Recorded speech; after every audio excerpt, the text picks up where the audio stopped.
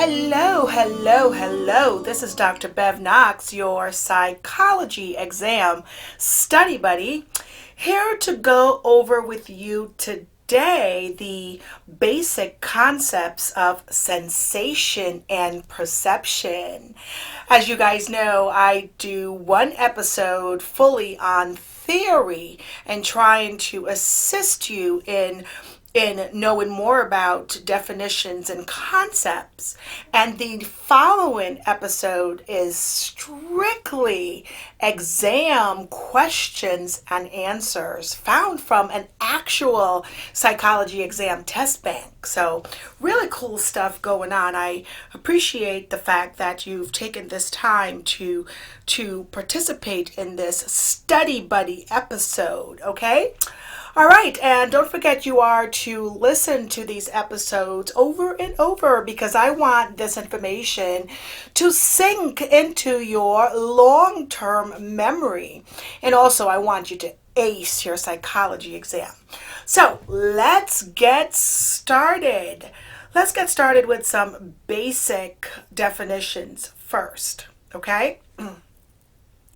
Now, sensation is the process by which our sensory receptors and nervous system receive and represent stimulus energies from our environment. So, sensation is the process by which our sensory receptors and nervous system receive and represent stimulus energies from our environment. As you know, I tend to repeat myself over and over and over because I want this information again to seep into your long-term memory. So, sensation is the process by which our what? Sensory receptors and what? Our nervous system receive and represent stimulus energies from where? From our environment. Okay, so let's just tell a little story here. Heather Sellers' curious mix of perfect vision and face blindness illustrates the distinction between sensation and perception. When she looks at a friend, her sensation is normal. Her sensory receptors detect the same information yours would, and her nervous system transmits that information to her brain. Her perception, the processes by which her brain organizes and interprets sensory input, is almost normal.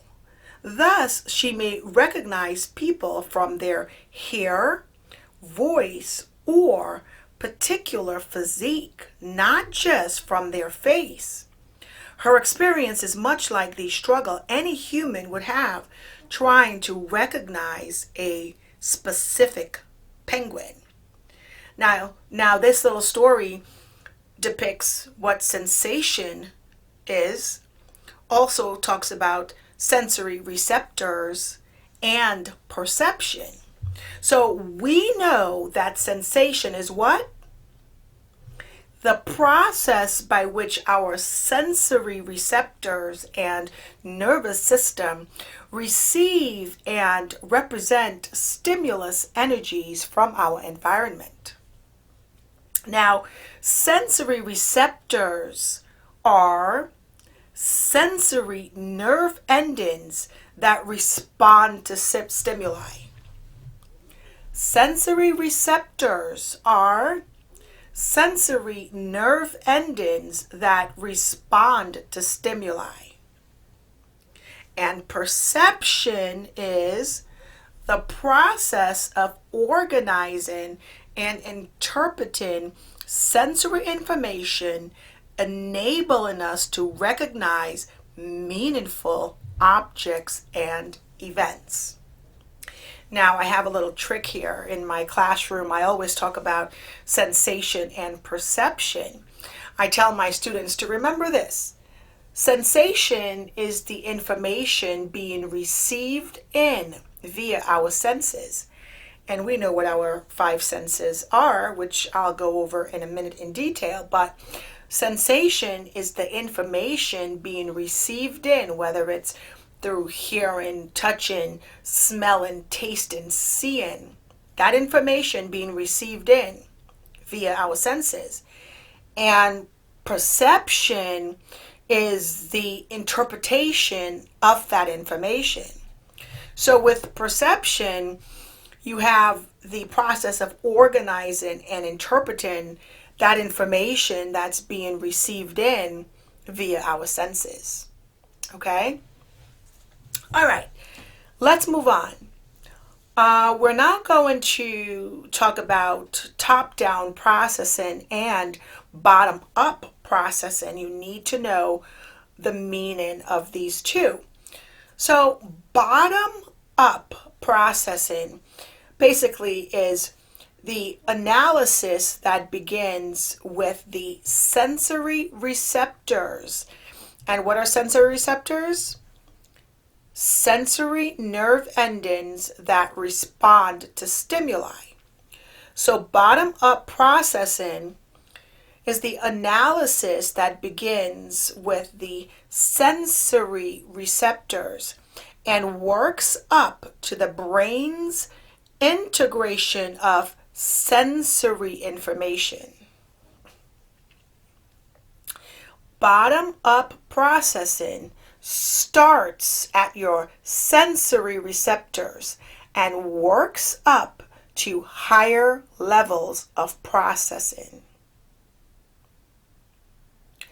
Sensory information is being analyzed. Okay, so with bottom-up processing is the analysis that begins when? With the what? Sensory receptors, and works up to the brain's integration of sensory information. So bottom-up processing starts at your sensory receptors and works up to higher levels of processing. Now, top-down processing is when information processing guided by higher level mental processes, as when we construct perceptions drawing on our experience and expectations. So that one's a little bit different, right? Top-down processing is information processing guided by higher level mental processes, as when we construct perceptions drawing on our experience and expectations. So top-down processes constructs perceptions from this sensory input by drawing on your experience and expectations.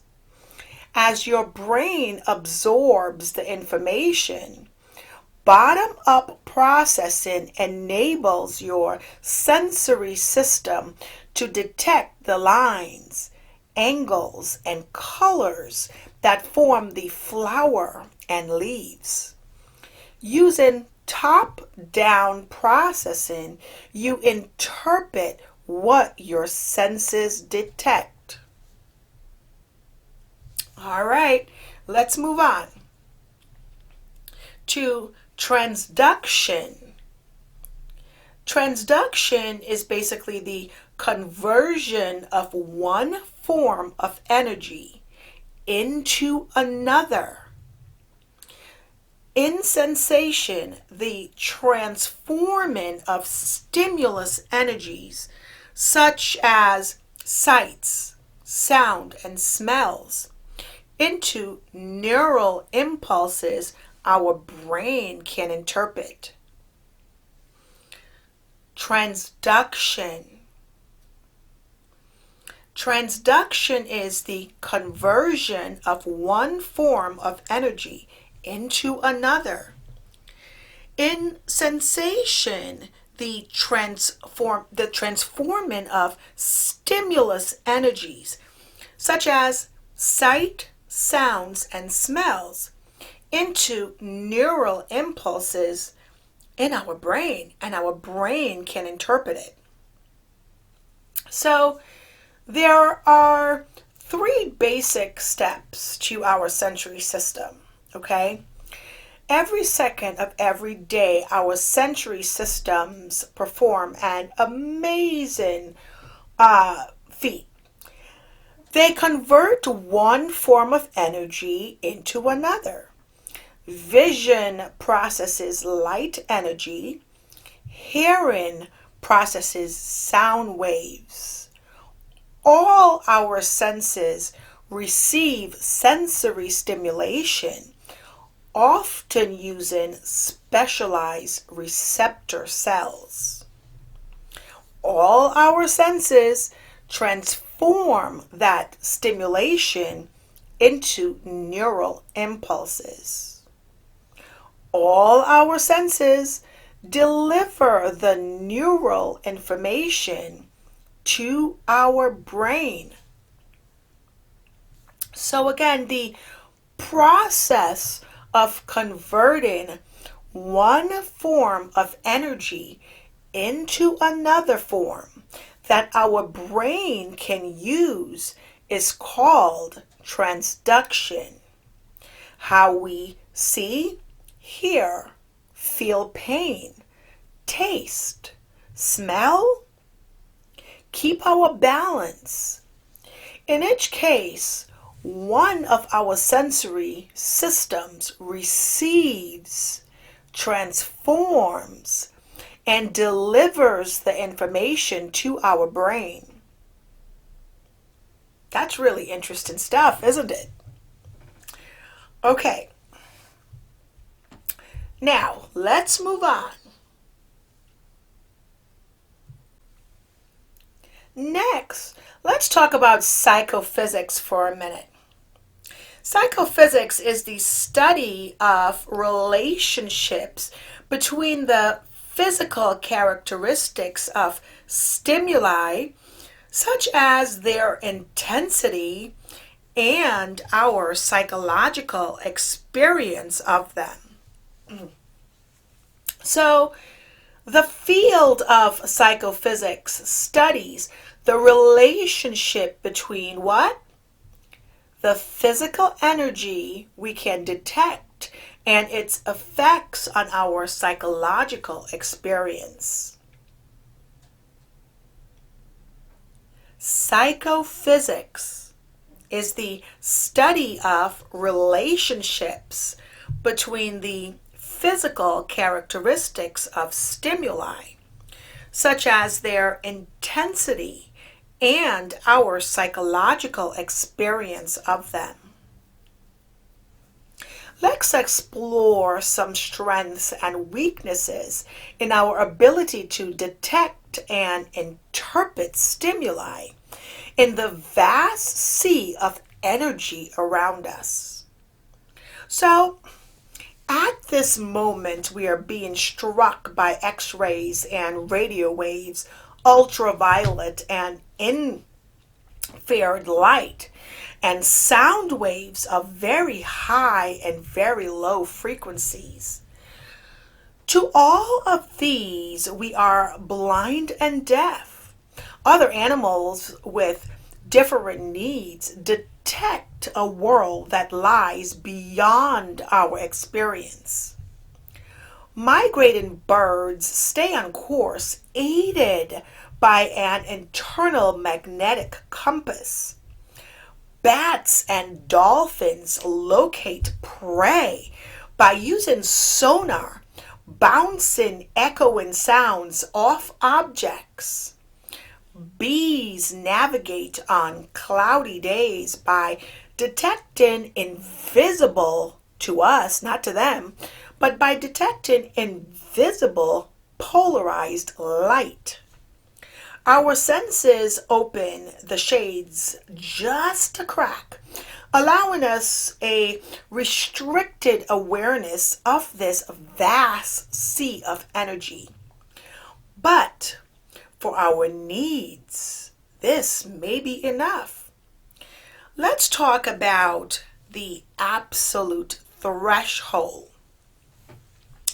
The absolute threshold is the minimum stimulus energy needed to detect a particular stimulus 50% of the time. Absolute threshold is the minimum stimulus energy needed to detect a particular stimulus 50% of the time. So, to some kinds of stimuli, we are exquisitely sensitive. Standing atop a mountain on an utterly dark, perfectly clear night, most of us could see a candle flame atop another mountain 30 miles away. We could feel the wind of a bee falling on our cheek. We could smell a single drop of perfume in a 3-room apartment. But with absolute thresholds, it is the minimum stimulus energy needed to detect a particular stimulus 50% of the time.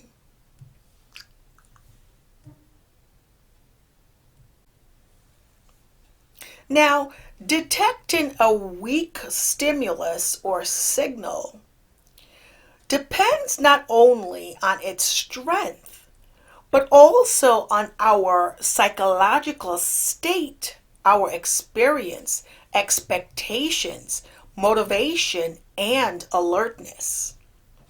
The signal detection theory predicts when we will detect weak signals.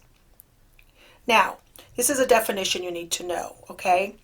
Signal detection theory. It is a theory predicting how and when we detect the presence of a faint stimulus, which is the signal, amid background stimulation, which is the noise. It assumes there is no single absolute threshold, and that detection depends partly on a person's experience, expectations, motivations, and alertness. Signal detection theory. It is a theory predicting how and when we detect the presence of a faint stimulus amid background stimulation, which is the noise. Assumes there is no single absolute threshold, and that detection depends partly on a person's experience, expectations, motivation, and alertness. Now, let's move on to subliminal. And we've heard this term before, but let's get the precise definition. Subliminal is below one's absolute threshold for conscious awareness. Now, we talked about what conscious versus unconscious means in prior episodes. So conscious awareness, the word conscious, all it means is that we are aware of what's going on. Okay? We are aware. And unconscious, we're not aware. So with subliminal, it means below one's absolute threshold for conscious awareness. All right.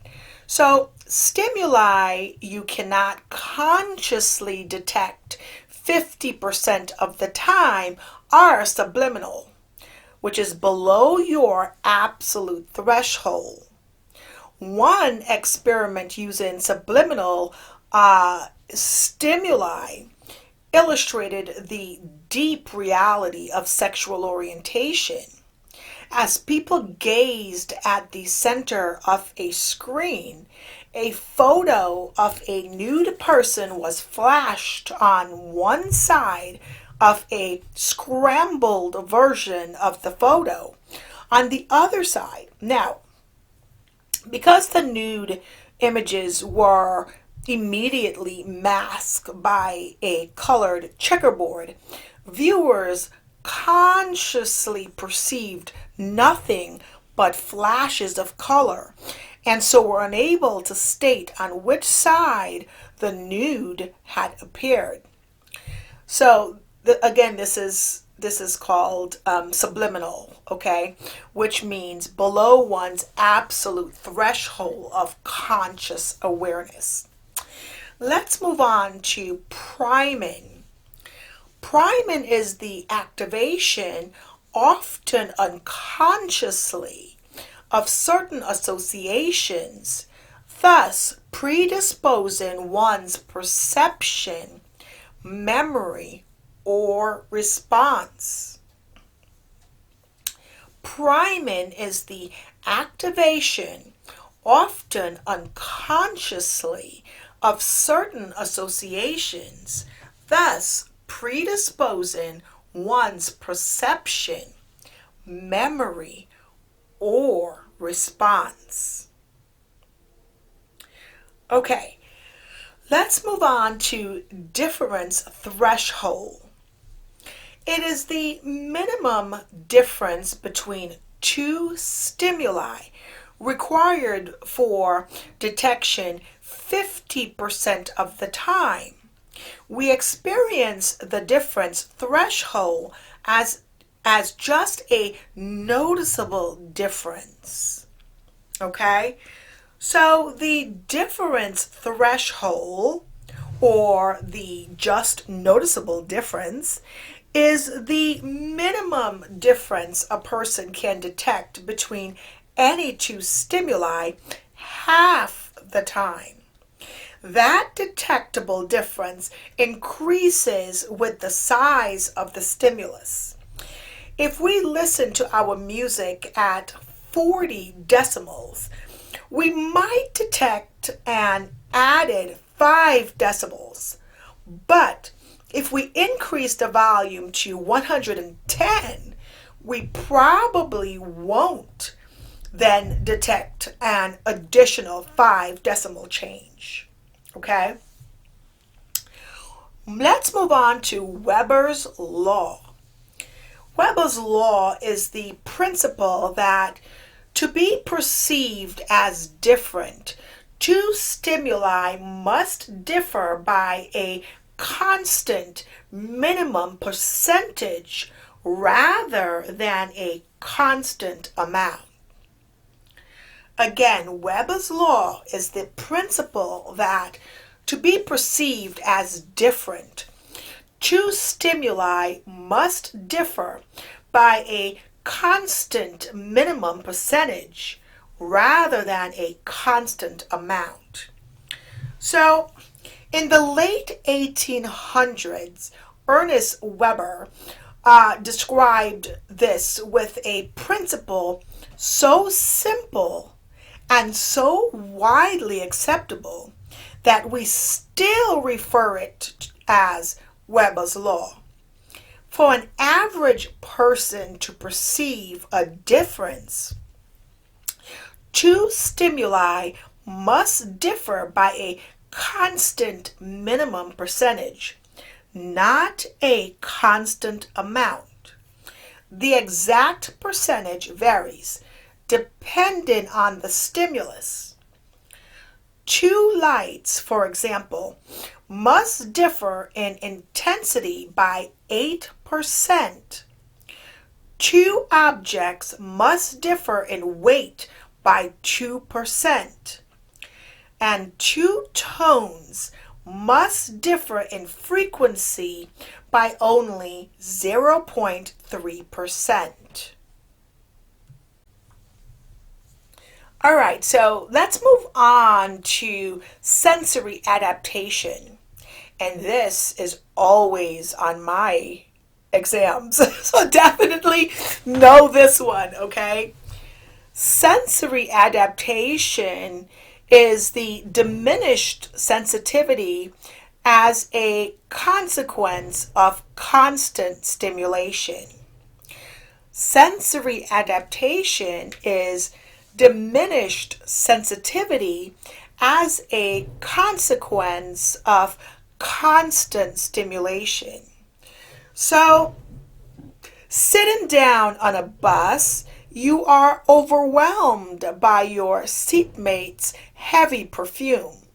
You wonder how she endures it. But within minutes, you no longer notice it. Sensory adaptation has come to your rescue.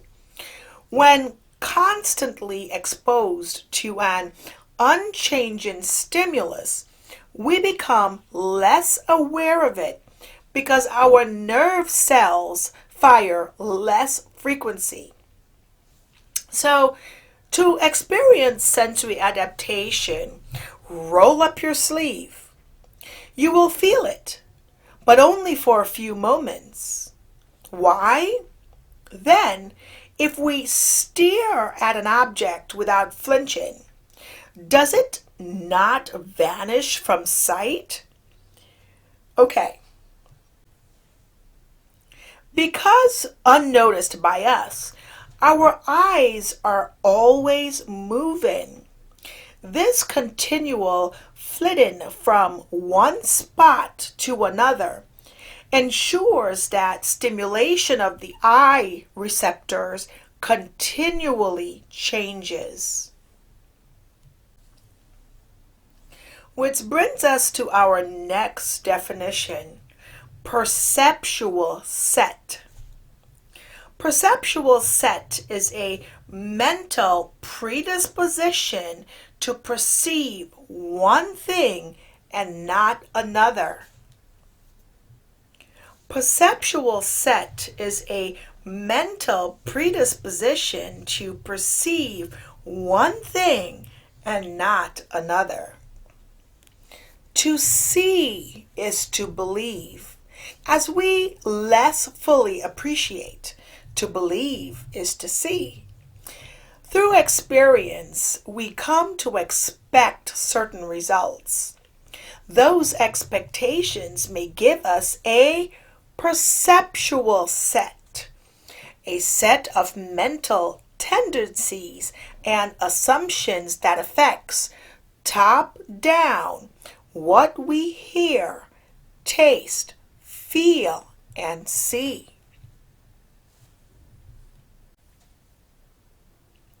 Perceptual set influences how we interpret stimuli, but our immediate context and the motivation and emotion we bring to a situation also affect our interpretations.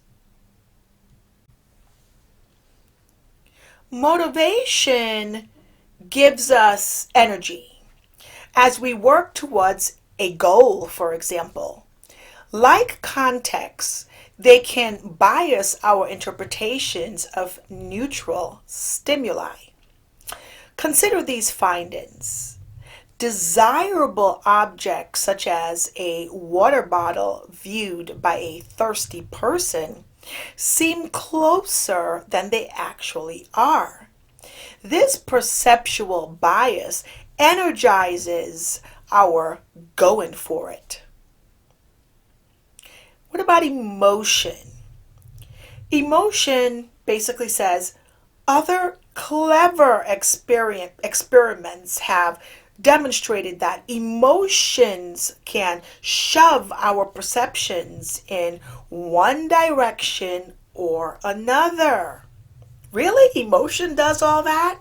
Yes, it does. Hearing sad music can predispose people to perceive a sad meaning in spoken words. Mourning rather than mourning. Mourning, mourning, like mourning the loss of a loved one, rather than mourning, morning, like good morning. So hearing sad music can predispose people to perceive a sad meaning in spoken words. Now, when angry, people often perceive neutral objects as dangerous objects. Emotions and motives color our social perceptions too. People more often perceived solidarity, confinement, sleep deprivation, and cold temperatures as torture when experiencing a small dose of such themselves. Spouses who feel loved and appreciated perceive less threat in stressful marital events. This is very interesting stuff. Again, this is all about the basic concepts of sensation and perception. Okay, now I want to go over a little bit in regards to sensory interaction, okay? So all our senses, and we know what those are, and you really need to know it because you'll see it on any psychology exam when talking about sensation and perception, which are seeing, these are all our senses, seeing, hearing, tasting, smelling, touching, eavesdrop on one another, and our brain blends their input to interpret the world. This is sensory interaction at work. One sense can influence another. Sensory interaction. The principle that one sense may influence another, as when the smell of food influences its taste. Now, embodied cognition is the influence of bodily sensations, gestures, and other states of cognitive preferences and judgments. Embodied cognition is the influence of bodily sensations, gestures, and other states of cognitive preferences and judgments. So, we have seen that our perceptions have two main ingredients: our bottom-up sensations and our top-down cognitions, such as expectations, attitudes, thoughts, and memories. In everyday life, sensations and perception are 2 points of a continuum. It is not surprising then that the brain circuits processing our physical sensations sometimes interact with brain circuits responsible for cognition. The result is embodied cognition. We think from our what? We think from what? Within a body. Now, some examples from playful experiments. Ready? Physical warmth may promote social warmth. After holding a warm drink rather than a cold one, people were more likely to rate someone more warmly and feel closer to them. As we attempt to decipher our world, our brain blends inputs from multiple channels. But in a few select individuals, the brain circuits for two or more senses become joined.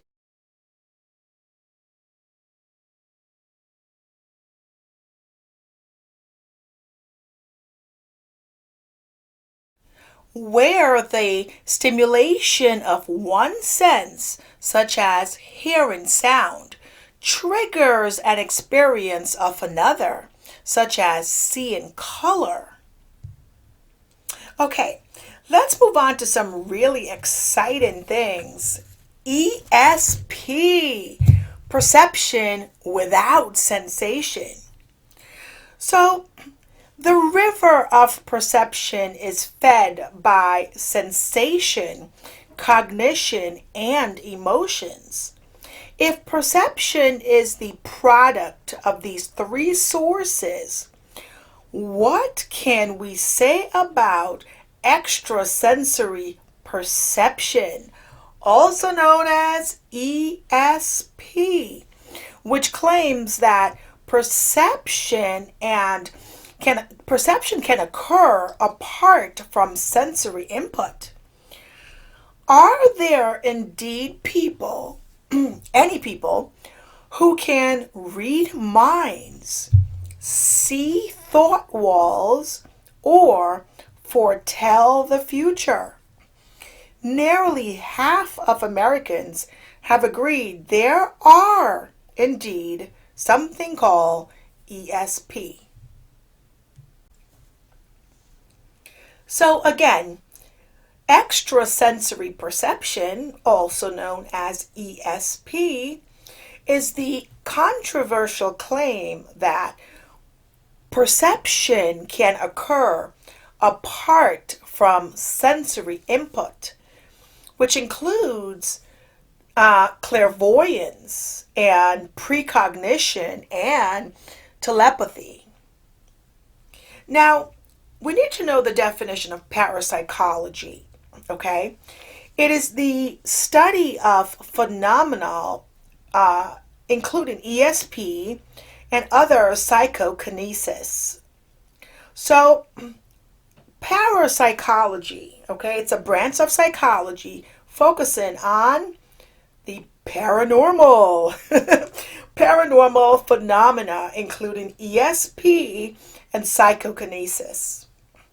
Now, if ESP is real, we would need to overturn the scientific understanding that we are creatures whose minds are tied to our physical brains and whose perceptual experiences of the world are built of sensations. Telepathy is mind-to-mind communication. Also, clairvoyance. Clairvoyance is perceiving remote events, such as a house on fire in another state. Again, clairvoyance is perceiving remote events, such as a house on fire in another state. Precognition is perceiving future events, such as an unexpected death in the next month. Closely linked is psychokinesis, or mind-moving matter, such as levitating a table or influencing the roll of a die. The claim is illustrated by the where, W-R-Y, request. Will all those who believe in psychokinesis please raise my hand? Most research psychologists and scientists have been skeptical that paranormal phenomena exist. But in several reputable universities, parapsychology researchers perform scientific experiments researching for possible ESP phenomena. Now, let us review the definition again. So, extrasensory perception is called what? ESP. And it is a very controversial claim that perception can occur apart from what? Perception can occur apart from sensory input. And it includes what? What are the three major types? That's right. Telepathy, clairvoyance, and precognition. And telepathy is what? You are correct again. Mind-to-mind communication. And clairvoyance is what? Perceiving remote events, such as a house on fire in another state. And what is precognition? Perceiving future events. What about psychokinesis? What is it? Mind moving matter. And a great example is what? Levitating a table or influencing the role. Very good. You are doing great. Now, what is parapsychology? Parapsychology is the study of paranormal phenomena, including ESP and psychokinesis.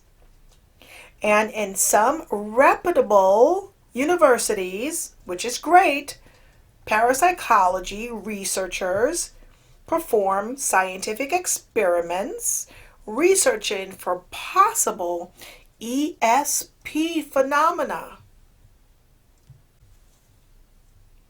Okay, well, this ends this episode of the psychology exam study buddy, all about what? All about sensation and perception. And see how we talked a little bit about parapsychology and ESP. So as you know, this episode talks fully about the theory and concepts. And in our next episode, I'm going to give you actual questions and answers from an actual psychology exam. All right? Focusing strictly on the concept of sensation and perception. All right, guys, I will see you in our next episode.